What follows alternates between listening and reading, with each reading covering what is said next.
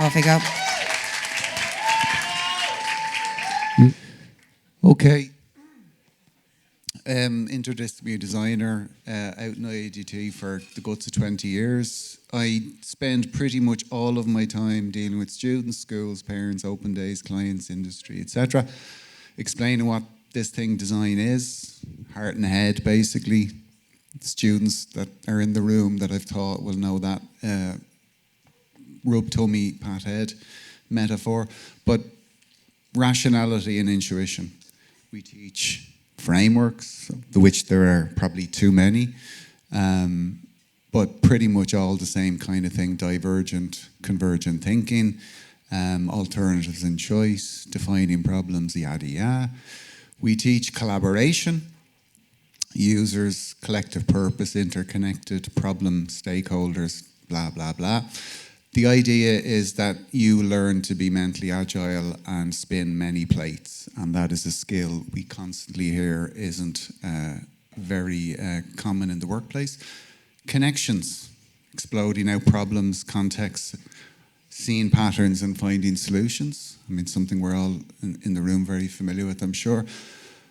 Something very much undercooked, I think, in second level and primary is durable skills. So what do I do? Find out. What exactly do I need to do? Ask why, etc., etc.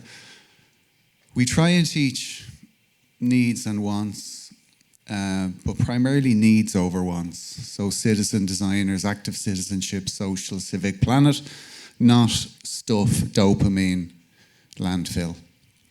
The usual wheel of what makes good design. So good design from a kind of a purist point of view. We have a lovely little horse there in the middle. Easy to use, useful, delightful, blah, blah, blah. We talk a lot about the holistic interdisciplinary nature of what we do.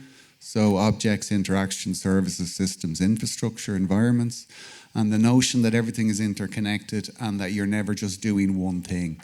And our students will be well known for kind of being fairly multidisciplined.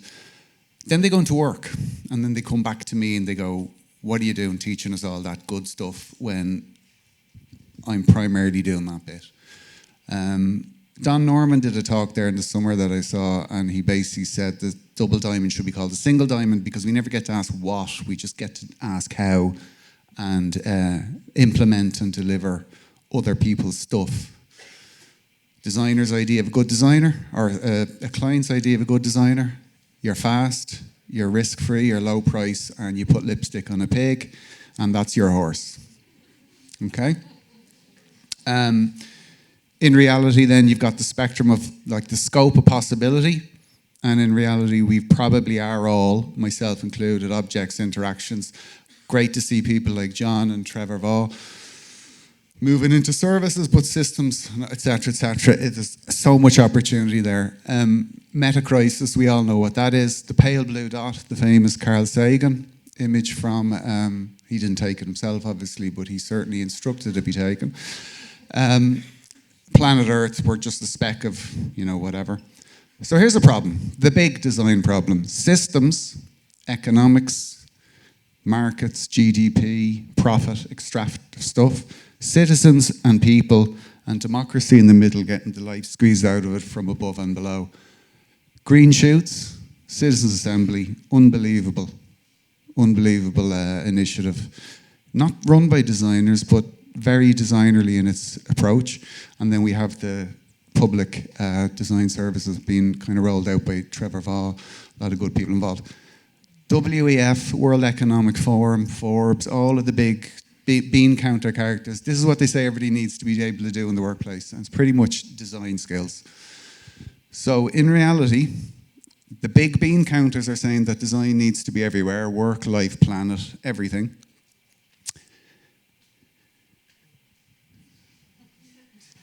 Thank you.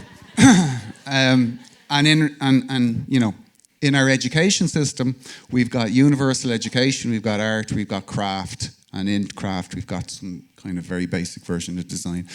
So the big people are telling us that everybody needs to be able to do all of the things that designers can do. So how might we all together co-create platforms, network systems that drive citizen participation, collective problem solving. Thank you.